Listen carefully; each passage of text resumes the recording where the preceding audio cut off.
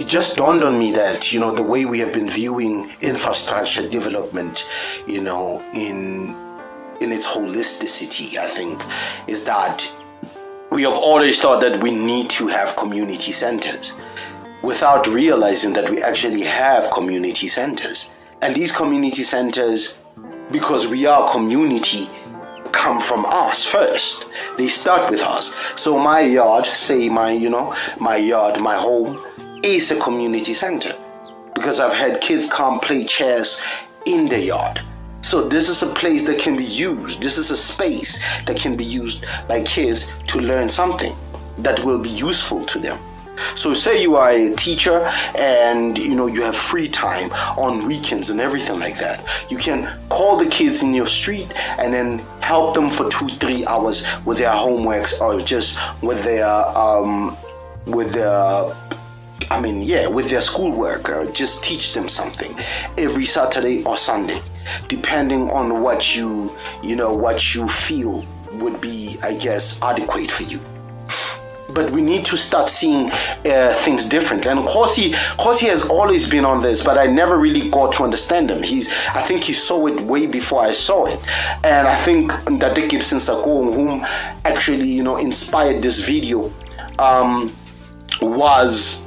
I think he saw something, and he saw a need that, people, these kids don't have a place to express this talent.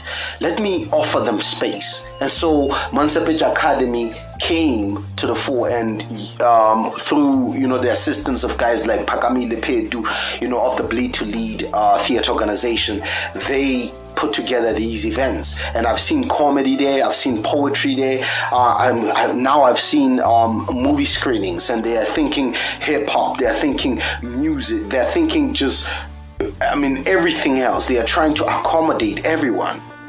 And now it just dawned on me that the way we have been thinking about community centers and just community infrastructure has been wrong all along. Because usually the community, when it attacks a facility, it attacks it out of frustration. I'm not really condoning that it's right. I'm not saying that it's right. They attack a community center because it's vulnerable, and it was not built by the blood and sweat of the other people, although it was, through taxation.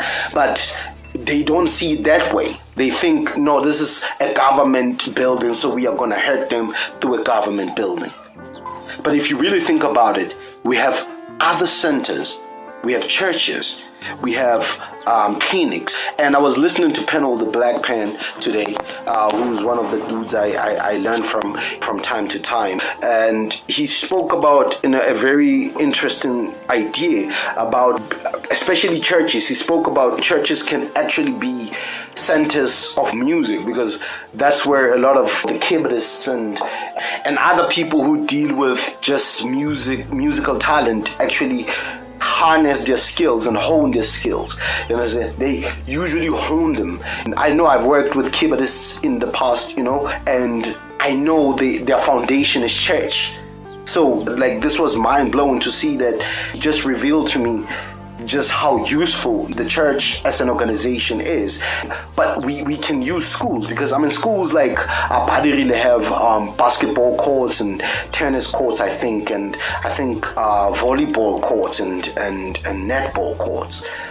These courts can be made available to the community, because they will still be maintained by the government, and they will be protected by the school, because the community won't look at it as a government facility. They will look at it as a school. And if you burn a school, then where is your kid going to learn?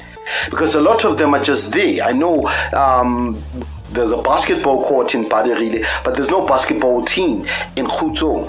There is a basketball court in Relebohile, and there is no basketball team in Khutso.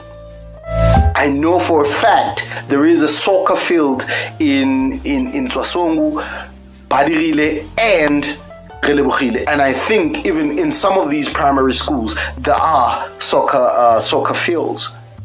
This is actual infrastructure. If you really think about it, that is not used. in just there by Extension 3 in Khutong, there used to be a soccer pitch that had like, I think, those rubber floors and everything, where it was done by the government and everything. They stole those things. So you see, they're not protected. But if you had that same facility built in a place like in the Hlanganani primary school, that facility would have been, it would still be in good condition, because number one, there is security at the school, so it's not easy to break in there and cause any havoc. We have schools in Carltonville. We have facilities in Carltonville that can be accessed and used. I mean, we have theaters, theaters that are just there, that you have to pay a lot of money to get. All I'm saying is we need to really reimagine infrastructure and see it how, the likes of Montshepetja Academy, Khositile Monoto of the Khutong Literary Club, who actually runs an after-school care program in his own yard. That's infrastructure. That's really using what you have. We have a gym in some yard in Batswani. We have parks. I've seen aerobics take place in parks. Do we really have a lack of infrastructure? Is it that we are just looking at infrastructure in a way that we demand from the government?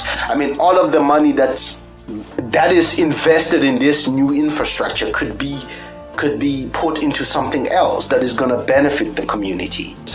So I feel like we have enough infrastructure, and this actually builds upon my proposition of an infrastructure of the mind, that we need to really invest in the internal infrastructure of a human being. And that means we have to develop the mind.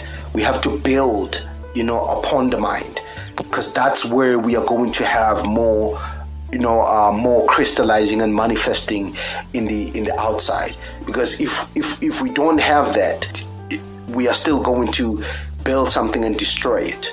Understand? Because only a few people understand how important the infrastructure is. But if we have more people understanding how important the infrastructure is, then it becomes difficult for us to destroy it. You understand what I'm saying? But that's just, a proposition. That's just an idea. And if it's like that, then hey, hello, hi, it's good. We should not only look into the negative side. Again, we are here to reason together. Since I said that we come here with different knowledge capacity. So yes, we are here to reason together. We are here to watch. We're here to learn. And I'm from Awok inwards. We deal with literature. We deal with hosting events like this. And yeah, got the arts, performing arts. And now we have ventured into the entrepreneurial scene, since we understand that as artists we produce content but we cannot sell it. We are here to take everything that we have forward. And I thank each and every one of you who when you posted and felt like we want to be there. It's for yourself as well, for your future kids, for our future generation. And I feel like this is a revolution, like Khatliso said. He's from Forgeville. We met WhatsApp, Facebook, and then we took it to WhatsApp, and today we are hosting this thing together.